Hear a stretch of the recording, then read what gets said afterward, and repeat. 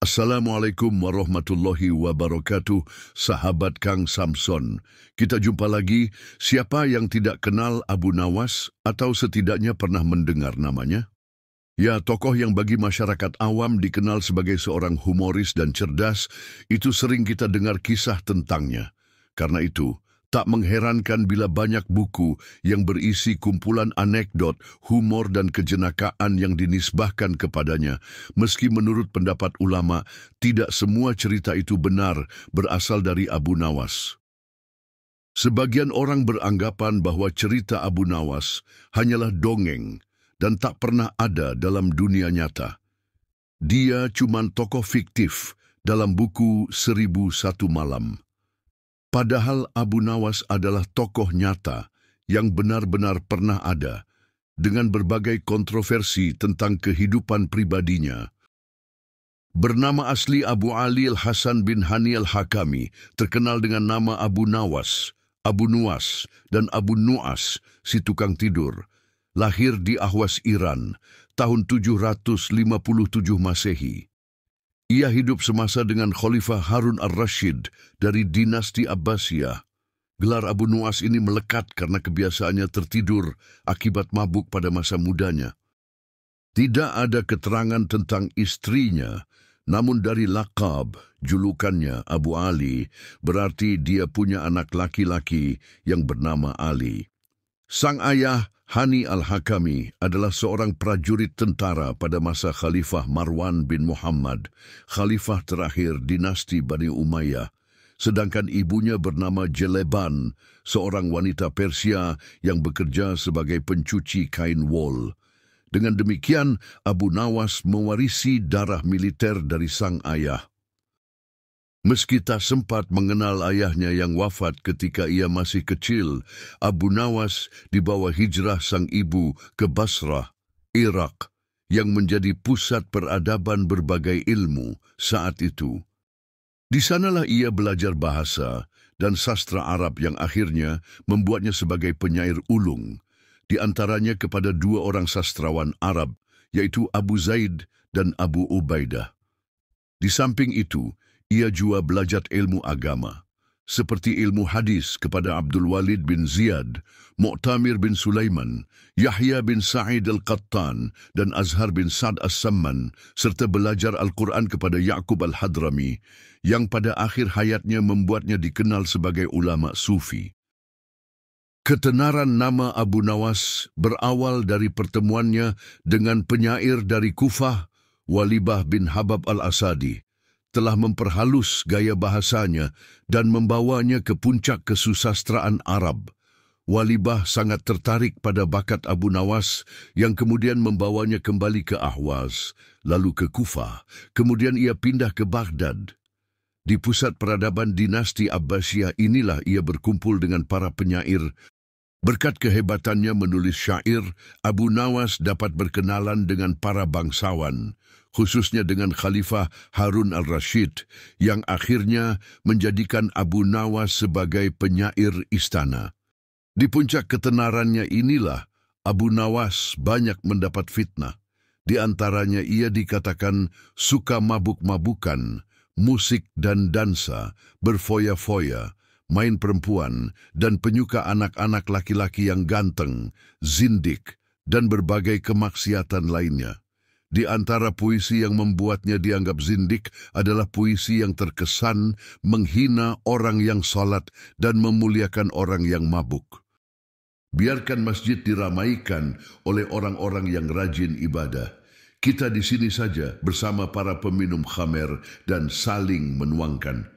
Tuhanmu tidak pernah berkata, celakalah para pemabuk, tapi dia pernah berkata, celakalah orang-orang yang salat. Dalam penilaian Ibnu Katsir, Abu Nawas memang pada mulanya suka mabuk-mabukan, musik dan dansa, serta berfoya-foya. Namun beliau membantah kalau Abu Nawas adalah seorang homo pedofil dan ahli zina. Karena itulah di kalangan ahli fiqih, Abu Nawas dicap sebagai ahli maksiat, fasik, sehingga diriwayatkan Imam Syafi'i sempat enggan menyalatkan jenazah Abu Nawas, Sebelum ia mengetahui bahwa Abu Nawas adalah seorang tokoh sufi setelah bertaubat dari kefasikannya melalui syair-syair sufistik yang ditulisnya beberapa tahun sebelum kematiannya. Diriwayatkan ketika Abu Nawas wafat, Imam Syafi'i tidak mau menyalatkan jenazahnya. Namun, ketika di kantong baju Abu Nawas ditemukan secarik kertas bertuliskan syair berikut ini. Wahai Tuhanku, dosa-dosaku terlalu besar dan banyak, tapi aku tahu bahwa ampunan-Mu lebih besar. Jika hanya orang baik yang boleh berharap kepadamu, kepada siapa pelaku maksiat akan berlindung dan memohon ampunan. Aku berdoa kepadamu, seperti yang Kau perintahkan, dengan segala kerendahan dan kehinaanku. Jika Kau tampik tanganku, lantas siapa yang memiliki kasih sayang? Hanya harapan yang ada padaku ketika aku berhubungan denganmu dan keindahan ampunanmu, dan aku pasrah setelah ini. Setelah membaca syair tersebut, Imam Syafi'i menangis sejadi-jadinya. Beliau bergegas menyalatkan jenazah Abu Nawas bersama orang-orang yang hadir. Mungkin Abu Nawas sendiri menyadari bahwa dirinya tidak layak menyandang jabatan keagamaan dalam pemerintahan, sehingga ia menolak berbagai jabatan yang ditawarkan Harun al-Rashid kepadanya. Maka terkenallah cerita Abu Nawas pura-pura mati dan pura-pura gila agar ia tidak diangkat sebagai pejabat. Soal mabuk, ia memang diakui sebagai drunken master yang semakin sakti saat menulis dan membacakan syair jika ditemani anggur. Puisi-puisinya dianggap melecehkan ajaran Islam, zindik, dan dia dengan piawai menulis puisi tentang kamar dan wanita dengan ungkapan yang berbau seks erotika. Dengan membaca puisinya, seseorang seolah sedang berada di sebuah bar gurun Sahara yang dipenuhi anggur, pesta, dan dansa, ditemani oleh penari-penari erotis wanita. Dan masih soal mabuk, Abu Nawas sudah sering mendapat hukuman cambuk dari sang khalifah. Namun beliau tetap menyukai Abu Nawas karena kecerdasan dan kejenakaannya. Barangkali sosok Abu Nawas bagi khalifah seumpama tokoh Nuaiman, seorang sahabat yang dicintai Nabi SAW karena kekocakannya, meski ia juga seorang pecinta khamar. Namun sebagai manusia biasa, akhirnya khalifah tersinggung dan marah juga. Pasalnya, suatu ketika Abu Nawas membaca puisi yang dianggap menghina khalifah, sehingga beliau menjebloskannya ke dalam sel penjara. Selama dan setelah keluar dari penjara itulah syair-syairnya berubah menjadi religius. Menjelang akhir hayat, ia mengoreksi dan membuang puisi-puisi masa lalunya, lalu menggantinya dengan puisi-puisi yang semuanya bertemakan kehidupan zuhud dan pertaubatan. Di dalam syairnya tersebut, ia mengungkapkan rasa penyesalan, bertobat atas kesalahan dan dosa yang telah diperbuat, kemudian dibarengi dengan keinginan untuk menjalani kehidupan yang damai di bawah luasnya rahmat dan ampunan Tuhan. Seorang sahabatnya, Abu Hifan bin Yusuf bin Dayah, memberi kesaksian akhir hayat Abu Nawas sangat diwarnai dengan kegiatan ibadah. Beberapa sajaknya menguatkan hal itu. Salah satu bait puisinya yang sekarang menjadi wirid tetap pada banyak masjid setelah salat Jumat merupakan ungkapan rasa sesal yang amat dalam akan masa lalunya. Tuhanku, aku bukanlah orang yang pantas menempati surgamu, namun aku tidak kuat menahan siksa nerakamu. Berilah aku taubat dan ampunilah dosa-dosaku. Siapa lagi yang bisa mengampuni dosa selain Engkau? Muhammad bin Nafi berkata, setelah Abu Nawas wafat, suatu malam aku bermimpi bertemu dengannya. Kukatakan, wahai Abu Nawas, apa balasan Allah terhadapmu?